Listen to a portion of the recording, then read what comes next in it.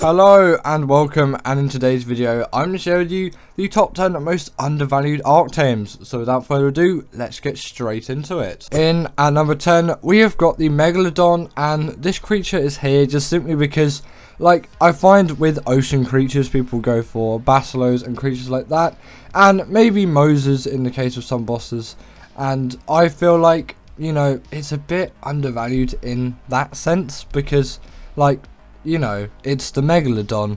You would think that people would be taming this tons and tons, and they'd just be taming these things all over the place. But actually, from experience, people don't really tame these things that much, and I think that's a little bit of an undervaluement, if you will, because, you know, these creatures are actually pretty decent, and they deal the bleed ability, and yeah, maybe they're not as strong as something like a Mosa. I still find they are quite useful for just general underwater travel, and it's partly because I have a bias to Megalodons, because I'm not really a hater of these things. I love these things. I've been taming these things for years and years now, and obviously I'm going to be biased towards the creatures on this list, but I just find it's undervalued, and I feel like people should be taming this creature more, as I don't think it gets what it deserves, really. Next up we have got the Barryonics, and this creature is here just because the Barry is one of those tames where I find they're so useful for doing caving, and people these days don't really use them that much, and I kind of feel like that's a shame, really. These creatures are just so nicely and heavily used, or at least they were heavily used back in the day, and it seems like there's been a bit of a drop off with these things, and people tend to talk about them less and less. And yes, they're not the newest creatures out there, and maybe there are some other creatures which you might prefer for doing caving. That's perfectly acceptable, but I think people should still be taming these things and using these things. And I'm not saying like no one tames these things and that's a shame. I'm saying, like, people should tame these things more and experience them more, as loads of people actually just go caving on foot and they don't even bring a creature in, and they end up just dying loads of times. Like, in cases like that, a Baryonic can be really useful, especially considering on ASA at the moment you haven't got shadow mains and things like that, and, you know, they're so useful for that I find they really should be tamed more, and I think that they definitely do deserve more as creatures. It makes sense to tame them, but people these days are being a little bit more skimpish with them. Now, I also did want to put the Mosa here as well. I did talk about earlier how, like, yeah, Mosas are stronger than Megalodons. They definitely are, but I find that these creatures are in some ways even more undervalued, and they definitely do need a lot more work than the Megalodon to become some really great creatures. And obviously you got the X-Mosas and X-Megs on Gen 1, but still, the Mosa these days actually isn't as used as much as you might think. It's not really used at all. Maybe you might use it for the Moda boss fights, but I find Spinos are commonly used in the case instead of Mosas for that, although people have obviously used Mosas for it. But now with loads of new sea creatures out with like mods and all of that, the Mosa just seems very basic and in a lot of ways not really worth taming, and I think that's a bit of a shame. They definitely could do with some TLC, especially for the Mosa over the Megalodon. And yeah, like, the people just don't tame them as much as they used to, and, you know, they're supposed to kind of be the kings of the ocean, so in that sense it is quite a shame. In at number 7 we have got the Carb Enemies, and this creature is here just simply because, like, you know, it's so commonly just basically used as bait, essentially, in a way. Not exactly bait, but people just use these things to get loads of keratin out of them, and I find that actually as a tame creature they're pretty decent. And yes, maybe they're not the fastest in the world. This does have some increased speed, if you're wondering, by the way, because they are a lot slower than this usually. They're actually pretty decent at swimming in the water, and they're not the slowest things in the world, and give you a good introduction to that. You also, just as a general creature, they're just nice to have. It's useful to have a Carb Enemies, and yes, maybe they're not essential. I find if maybe they got a little bit of TLC, they really could be some great creatures which people use, like the Trike and the Stego. It could go to that extent if Wildcard gave these things a little bit more thoughts, because they're not really thought of commonly just as a general thing. You just think Carb Enemies is like, oh, the source of keratin, and that's kind of all you think of them. But if you think of them as a tame and actually try and get some use out of them, you'll find that these creatures are actually pretty decent as just a general underwater creature in the early stages of the game, and I definitely do use them for that quite a bit.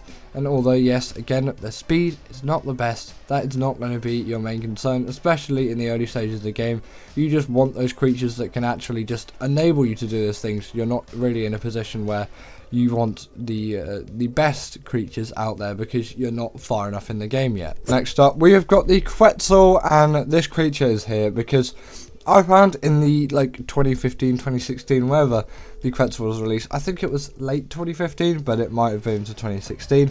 Again, not too sure on that, but either way, in those early stages of Ark, when the Cretzel came out, it was really just used so widely. It was such a cool creature, and although very difficult to tame, with that platform saddle on it, it really did make all the difference. And when the flyer speed leveling and all of that got nerfed, there was just a massive decline in Quetzels, as you know, they're not the fastest out there, and also there were just some other creatures came out that people might like to use more, and that's kind of where the Quetzels had a bit of a downfall. And nowadays the Quetzal isn't tamed all too much, at least not as much as I think it should. And yes, I definitely could say this creature could use some TLC just to buff it up a little bit, but also I kind of just prefer Ark with flyer speed leveling. I also do want to know your opinions. Are you pro flyer speed leveling, or are you against flyer speed leveling? Because I'm definitely very much for it. In at number 5, we've got the Caro, and I put this creature here as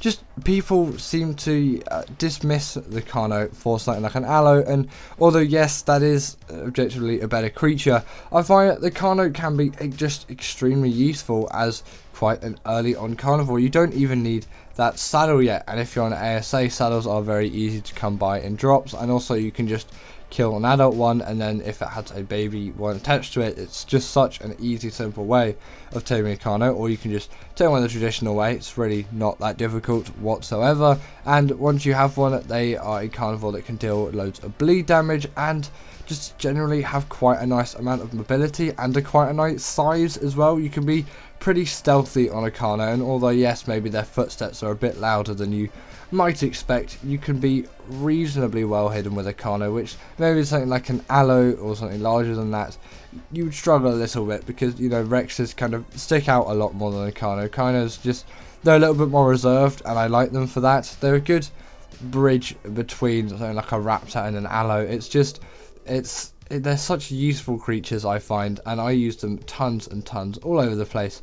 And I find people really discount these creatures for creatures like aloes, like I've said before, and I kind of find that's a shame, because I think these really do stand by themselves for being really great creatures. And obviously because of that, I'm going to put them on this list, because I find that they definitely are undervalued creatures, and I wish that people paid them a little bit more respect, as I think it is definitely well deserved. In at number 4, we've got the UT, and the UT isn't here just because people don't really use it. I find it's undervalued for its versatility, because people will just use these things in boss fights for that one case where you can buff your creatures, and that's it. People won't use them for other things, and I find that is a huge waste of a creature like this, as they are capable of dealing tons of damage, and you can even just use them to fight bosses with, although that's not my preferred use. They're just really great carnivores that can traverse maps just quite easily compared to something like the Rex, and obviously they're kind of better than aloe in some ways and all of that, and obviously then you can debuff creatures. They just work really well as creatures to travel around the map with, and you can even do meta runs and things like that. And I know that seems a little bit far-fetched for some people, but I find they are just really great creatures for that. And obviously the RG is going to be better for meta runs because it's a flying creature.